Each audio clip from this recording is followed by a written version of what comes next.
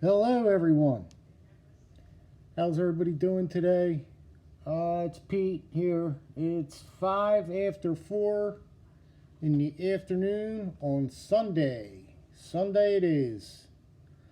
Been awfully busy over here at the good old farm, as I call it. It's really not a farm, but I always joke and say it's about as big as a farm, all the property we have over here. Still out there cutting trees down, but here's the kicker. The kicker is this. I noticed that my neighbor, he's somewhat of a new guy. He's got the most perfect little Kubota. If you guys know what a Kubota is, it's equipment, somewhat heavy. It could be heavy equipment. Backhoes, and it's just a name of a piece of equipment. And he's got a Kubota over there, and it's the perfect size Kubota. It's not a real big one. But the tree that I have down here, it's pretty gosh darn big because it came up, it uprooted. It didn't actually fall over or break. It's actually one of them that uprooted, so I got a big huge hole, circumference, a big huge hole with all the roots just sitting there. And I mean, it's big. I mean, this puppy is big.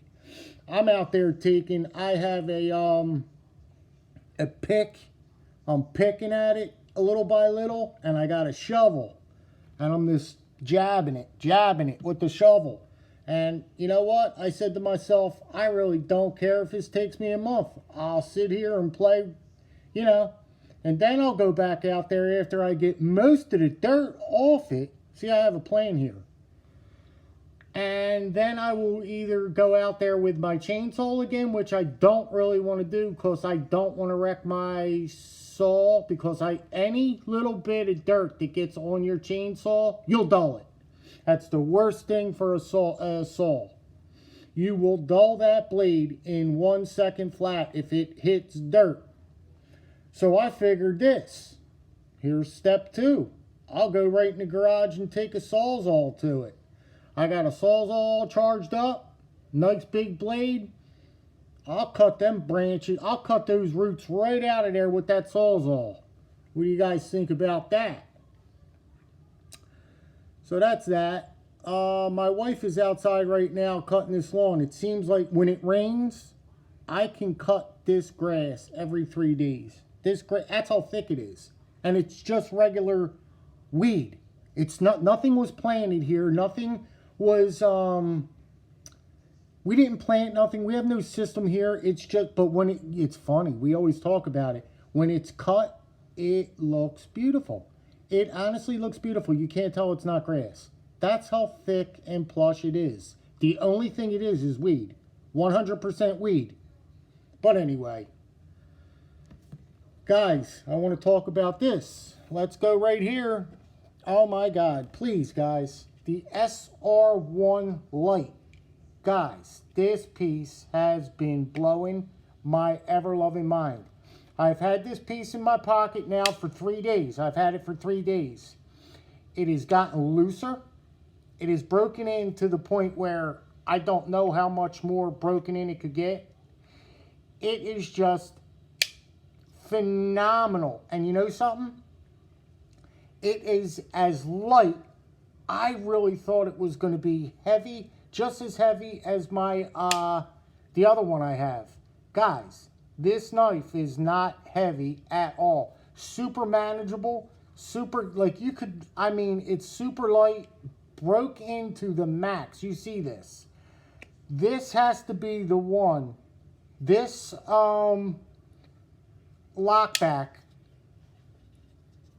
this triad lock has to be the most, out of my collection, has to be the most broken in and easiest. I have to put no pressure on this lock bar for it to depress. Nothing. Look.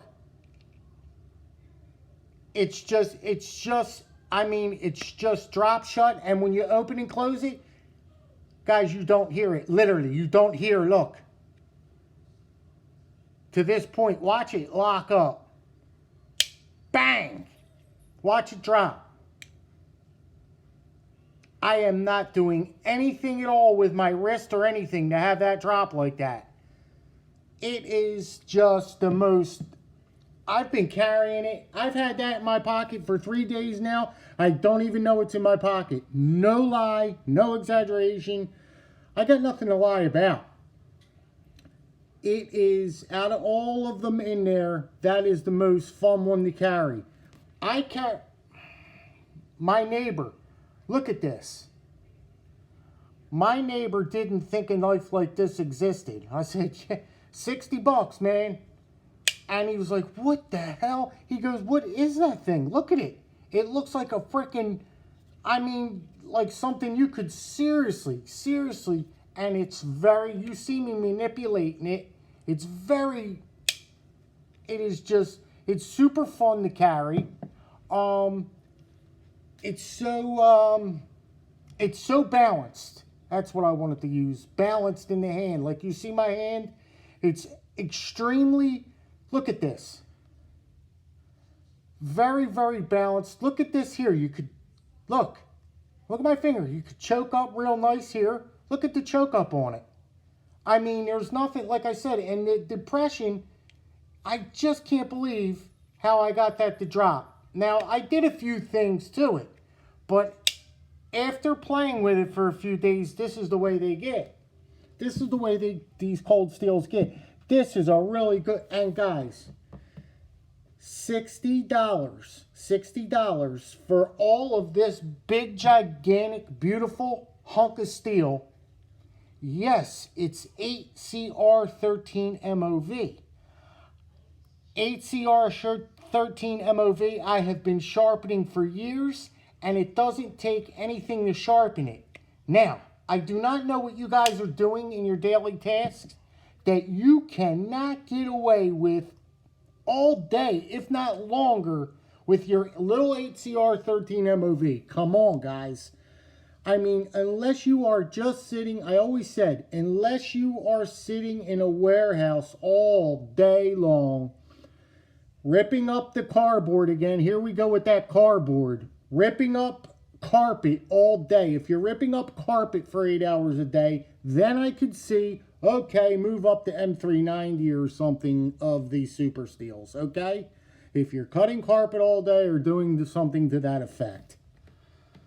Don't throw the cardboard at me, please, guys. That's my peeve, the cardboard cutting. Everybody cuts cardboard, I know. Bang! Right? Anyway, that sucker is built.